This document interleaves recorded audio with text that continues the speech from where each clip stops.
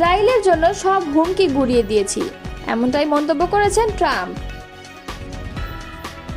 ইরানের ফোর্দোতে 6টি bunker buster বোমা ব্যবহার করেছে যুক্তরাষ্ট্র।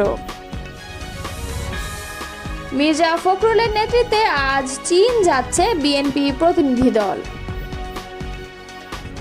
একক দলের সঙ্গে বসে নির্বাচনের তারিখ নির্ধারণের চেষ্টা বিমাতা সুলভ আচরণ, মন্তব্য করেছে এনসিপি।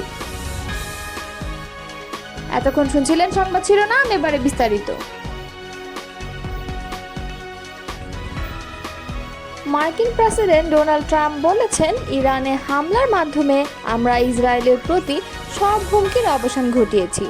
তবে তিনি কোথাও উল্লেখ করেননি যে যুক্তরাষ্ট্র নিজেই কোনো তাৎক্ষণিক হুমকির মুখে ছিল কিনা, যা এই পদক্ষেপকে যুক্তরাষ্ট্রের সংবিধান অনুযায়ী বৈধতা দিতে পারত। ওয়াশিংটন থেকে আল জাজিরার সাংবাদিক কিম্বারলি হালকেটের মতে, ট্রাম্পের এই অবস্থান তার সমালোচকদের পাশাপাশি অনেক সমর্থকের মধ্যে উদ্বেগ তৈরি করেছে।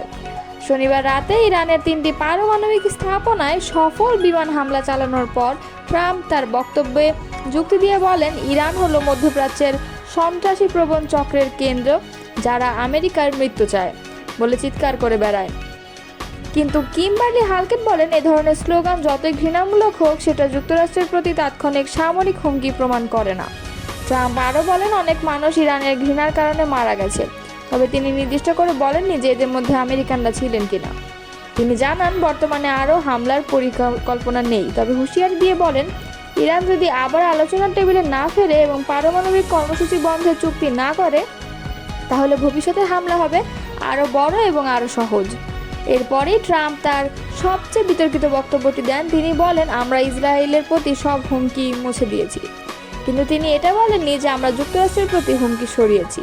আর এটিই মূলত অনেক আমেরিকান নাগরিকের জন্য উদ্বেগের বিষয়, কারণ তাদের মতে এই পদক্ষেপ ইসরায়েলের নিরাপত্তা নিশ্চিত করলেও যুক্তরাষ্ট্রকে মধ্যপ্রাচ্যের আরও একটি দীর্ঘস্থায়ী সংঘর্ষ টেনে নিয়ে যেতে পারে, যেখানে মার্কিন সেনা এবং অর্থনৈতিক সম্পদ ঝুঁকির মুখে পড়বে।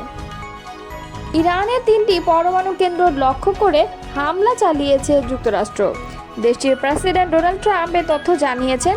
এর মধ্যে ইরানের অত্যন্ত সুরক্ষিত ফোর্দো পারমাণবিক কেন্দ্রে 6টি বাংকার বাস্টার বোমা ব্যবহার করেছে যুক্তরাষ্ট্র। সংবাদ মাধ্যম ফক্স নিউজের এক উপস্থাপকের বরাত দিয়ে রোববার এই তথ্য জানিয়েছে সংবাদ মাধ্যম টাইমস অব ইসরায়েল। ফক্স নিউজের জনপ্রিয় উপস্থাপক শন হ্যানিটি জানিয়েছেন, তিনি সদ্যই যুক্তরাষ্ট্রের প্রেসিডেন্ট ডোনাল্ড ট্রাম্পের সঙ্গে ফোনে কথা বলেছেন।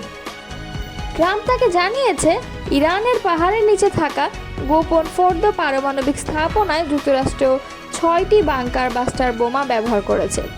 এর আগে ধারণা করা হচ্ছিল, এই দৃঢ় সুরক্ষিত স্থাপনাটি ধ্বংস করতে হয়তো 2টি বাংকার বাস্টার বোমা যথেষ্ট হবে, কিন্তু ট্রাম্পের ভাষ্য অনুযায়ী বাস্তবে প্রয়োজন হয়েছে 6টি। হ্যানিটি আরও বলেন, যুক্তরাষ্ট্রের সাবমেরিন থেকে 30টি টোমাহক ক্ষেপণাস্ত্র ছোড়া হয়েছে।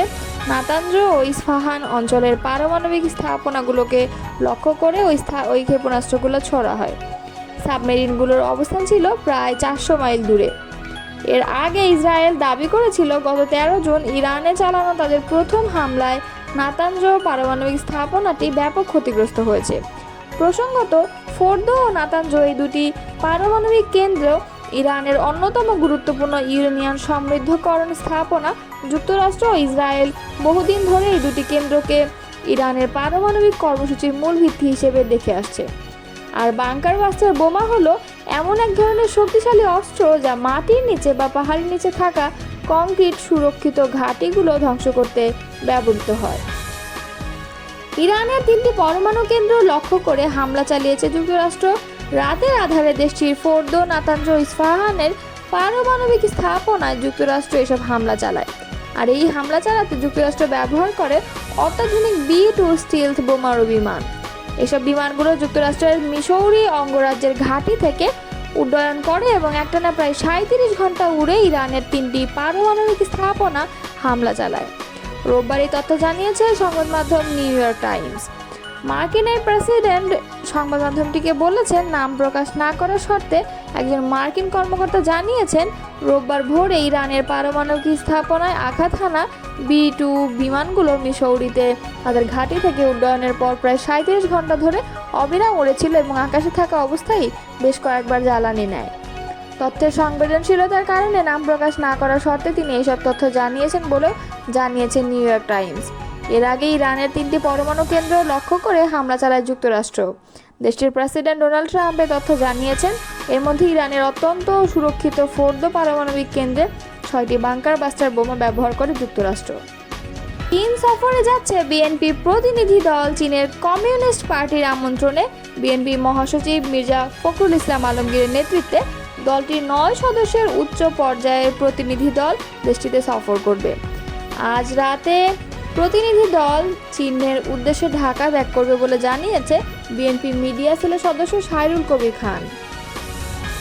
বিএনপি প্রতিনিধি দলের সফরের আগে ঢাকায় নিযুক্ত চীনা রাষ্ট্রদূত ইয়াও ওয়েন এর আমন্ত্রণে বৃহস্পতিবার সন্ধ্যায় বাড়িধারা দূতাবাসে যায় বিএনপি প্রতিনিধি দল। বিএনপি মহাসচিব মির্জা ফখরুল ইসলাম আলমগীরের নেতৃত্বে প্রতিনিধি দলে আছেন দলের স্থায়ী কমিটির সদস্য মির্জা আব্বাস, গয়েশ্বর চন্দ্র রায়, সেলিমা রহমান এবং অধ্যাপক মওদুদ হোসেন আলমগীর পাভেল ও বিএনপির চেয়ারপারসনের একান্ত সচিব এবিএম আব্দুস সাত্তার। বাংলাদেশের সঙ্গে চীনা সরকারের কমিউনিস্ট পার্টির মধ্যে সম্পর্ক উন্নয়নে জোর দিতে এ সফর।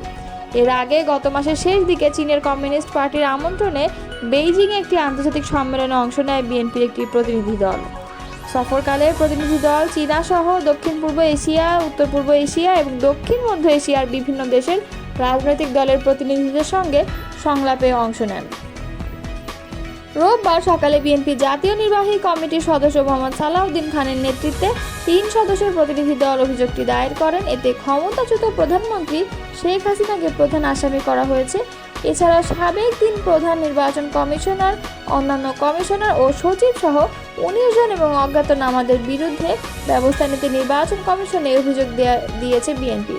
তবে তালিকাটি চূড়ান্ত নয়, তদন্তের মাধ্যমে অভিযুক্তদের নাম অন্তর্ভুক্ত করা হবে বলে জানান মোহাম্মদ সালাউদ্দিন খান।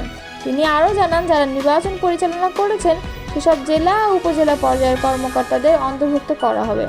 এর আগে নির্বাচন সংস্কার কমিশনের সুপারিশে নির্বাচনী জালিয়াতিতে জড়িত ব্যক্তিদের বিরুদ্ধে ব্যবস্থা নেওয়ার প্রস্তাব করা হয়েছিল।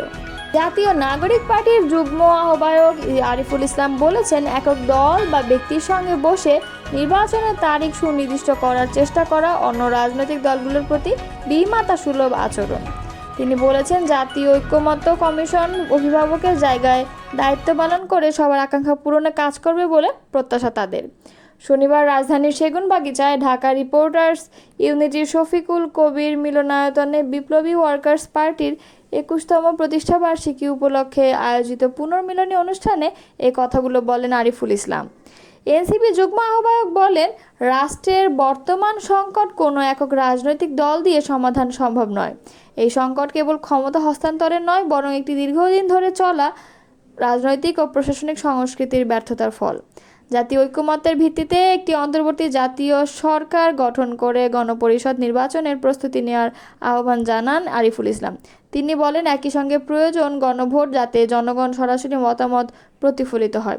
শুধু দলীয় আলোচনার মাধ্যমে নয়, শ্রমিক, তরুণ, ছাত্র, নারী সহ সব জনগণের মতামতকে ভিত্তি করে ভবিষ্যৎ রাষ্ট্র কাঠামো গড়ে তুলতে হবে।